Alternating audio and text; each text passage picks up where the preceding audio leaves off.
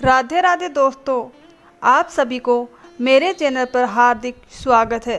आज नवरात्रि के 7वें दिन हम माँ कालरात्रि की अद्भुत कथा सुनेंगे। अगर आपको यह कथा पसंद आए तो कमेंट बॉक्स में जय माँ कालरात्रि लिखना मत भूलिए। और यदि आपने अभी तक हमारे चैनल को सब्सक्राइब नहीं किया है तो जल्दी से कर लीजिए और बेल आइकन दबाइए ताकि आगे आने वाली सभी वीडियो की सूचना आपको समय पर मिलती रहे। नवरात्रि के 9 दिनों में माँ दुर्गा के विभिन्न स्वरूपों की पूजा की जाती है। 7वें दिन माँ कालरात्रि की विधिवत आराधना की जाती है।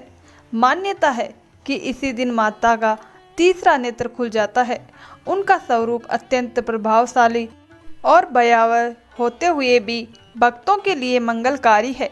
माँ का पूरा शरीर श्याम वर्ण का है। उनके बाल बिखरे रहते हैं और गले में नरमुंडों की माला सुशोभित होती है। कालरात्रि की उपासना से काल अर्थात मृत्यु और समय के दुष्प्रभावों से रक्षा होती है। धार्मिक मान्यताओं में कहा गया है कि माँ कालरात्रि की साधना करने से ब्रह्मांड की अदृश्य शक्तियों के द्वार खुलते हैं और भक्त को दिव्य सिद्धियां प्राप्त होने लगती हैं। उनके नाम का उच्चारण करने मात्र से ही दुष्ट आत्माएं भयभीत होकर भाग जाती है। नवरात्रि के 7वें दिन स्त्रियां 16 श्रृंगार का सामान अर्पित करती है और माँ को लाल फूल, गुड़ तथा काले चने का भोग लगाती है। माँ कालरात्रि के 3 विशाल नेत्र है जो सूर्य, चंद्र और अग्नि के समान गोल और तेजस्वी है। उनकी सांसों से अग्नि की ज्वालाएं निकलती रहती है। माँ गधे पर सवार होकर असुरों का संहार करती है। उनके दाहिने हाथ का ऊपर वाला वर मुद्रा भक्तों को आशीर्वाद देता है और नीचे वाला अभय मुद्रा में रहता है, जिससे साधक सदैव निर्भय बने रहते हैं। बाएं हाथ में वे लोहे का कांटा और खंडक धारण करती है। भले ही उनका स्वरूप उग्र और भयानक है, लेकिन वे सदैव शुभ फल देने वाली मानी जाती है। इसीलिए इन्हें शुंभकारी भी कहा जाता है। पौराणिक कथा के अनुसार जब असुर रक्त बीज के तीनों लोकों में उत्पात मचाना शुरू किया और देवताओं को पराजित कर उनका स्वर्ग छीन लिया, तब सभी देवगण भगवान शिव की शरण में पहुँचे। देवताओं की व्यथा सुनकर महादेव ने पार्वती जी को आदेश दिया कि वे उस दैत्य का संहार करें। तब माता ने दुर्गा माँ रूप धारण कर शुंभ निशुंभ का वध किया। लेकिन जब रक्त बीज का सामना हुआ तो समस्या बढ़ गई, क्योंकि उसकी रक्त की हर बूंद से नया रक्त बीज उत्पन्न हो जाता था।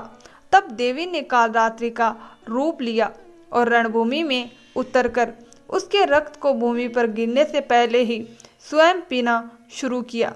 इस प्रकार लाखों रक्त बीज नष्ट हो गए और अंततः वह राक्षस माँ के क्रोधाग्नि में भस्म हो गया। माँ कालरात्रि की पूजा प्रातःकाल ब्रह्म मुहूर्त में या तांत्रिक साधना के लिए अर्धरात्रि में की जाती है।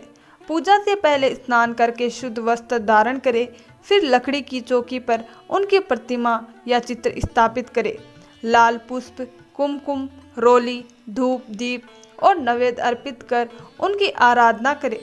सप्तशती का पाठ या माँ के विशेष मंत्र ओम कालरात्रे नमः का जप अत्यंत फलदायी माना गया है। अंत में आरती उतारकर गुड़, काले चने या कृष्ण तुलसी का भोग चढ़ाए और प्रसाद के रूप में ग्रहण करें।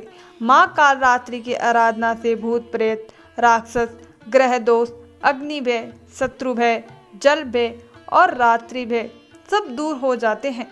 भक्त को हर प्रकार के संकट से मुक्ति मिलती है और वह सदैव निर्भय बना रहता है। यही कारण है कि माँ का यह रूप काली, महाकाली और भद्रकाली के नामों से भी प्रसिद्ध है। उनका स्मरण मात्र नकारात्मक ऊर्जाओं का नाश कर देता है। नवरात्रि के 7वें दिन माँ कालरात्रि की उपासना करने से भक्त के जीवन में शुभता का संचार होता है और सभी पाप नष्ट हो जाते हैं। वे सदा अपने भक्तों को आशीष देती है। और जीवन के हर कठिन दौर में रक्षा करती है। तो दोस्तों, यह थी माँ कालरात्रि की कथा।